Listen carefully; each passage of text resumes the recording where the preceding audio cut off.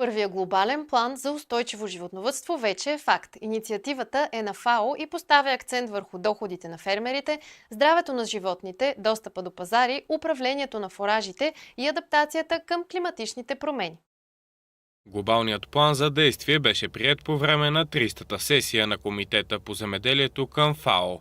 Документът е доброволен и необвързващ, но дава обща рамка, по която държавите могат да разработят собствени национални мерки според нуждите на сектора. Една от основните цели е животновъдите да получат по-добри възможности за доходи и по-голяма устойчивост при кризи. Планът насърчава разработването на мерки за по-лесен достъп до пазара, технологии, ветеринарни услуги и финансиране.